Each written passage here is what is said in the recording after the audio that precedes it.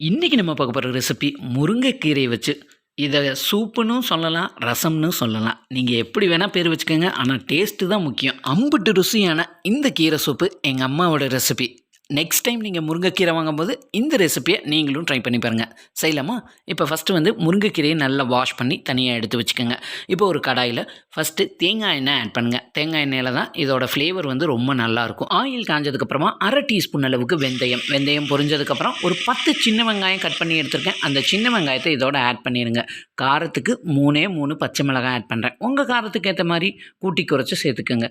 வெங்காயம் பாதி அளவுக்கு வதங்கி வரணும். நல்லா வதங்கினதுக்கப்புறமா வாஷ் பண்ணி வடிகட்டி எடுத்து வச்சுருக்க முருங்கைக்கீரையை இப்போ இது கூட ஆட் பண்ணுங்கள். எல்லா கீரையும் இதோடு சேர்த்துட்டு இந்த ஆயில்லையே இந்த கீரையை நல்லா வதக்கி விடுங்க. ஒரு 3-4 நிமிஷம் கீரையை வந்து இந்த ஆயில்லையே வதக்கி விடுங்க.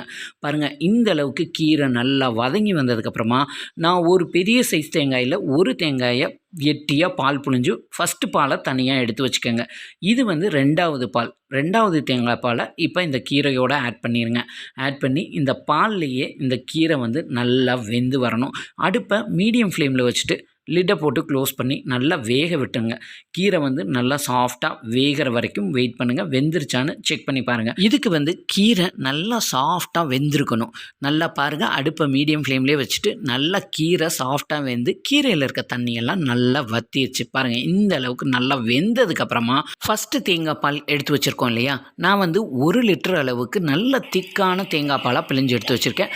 அந்த திக்கான தேங்காய் பாலை இப்போ இது கூட ஆட் பண்ணி நல்லா கலந்து கொடுத்துட்டு அடுப்பை மீடியம் ஃப்ளேமில் வச்சுருங்க. தேங்காய் பால் கொதி வந்துடக்கூடாது. அதே மாதிரி உப்பும் இப்போ ஆட் பண்ணக்கூடாது. பாருங்கள், இந்த மாதிரி நுர கட்டி வரணும். இந்த ஸ்டேஜில் ஸ்டவ்வை நம்ம இப்போ ஆஃப் பண்ணிடணும். ஆஃப் பண்ணிட்டு தான் இந்த சூப்புக்கு தேவையான அளவுக்கு உப்பு இப்போ ஆட் பண்ண போகிறோம்.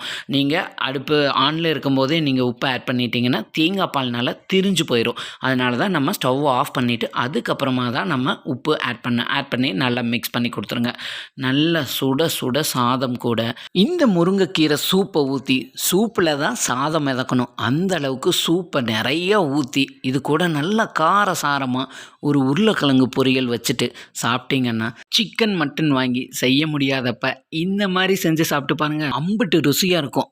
நான்வெஜ் பிரியராக இருந்தால் இந்த சூப்பு கூட நீங்கள் ஒரு சில்லி சிக்கன் மட்டும் வச்சு சாப்பிட்டீங்கன்னா சொல்லவே வேண்டாம், அப்படி இருக்கும். அது மட்டும் இல்லாமல் முருங்கைக்கீரையில் நிறைய சத்துக்கள் நிறைஞ்சிருக்கு. உடம்புக்கும் ரொம்ப நல்லதும் கூட. கீரை சாப்பிடாதவங்களுக்கு இந்த மாதிரி செஞ்சு கொடுத்தீங்கன்னா பெரியவங்கலேருந்து குழந்தைங்க வரைக்கும் விரும்பி சாப்பிடுவாங்க.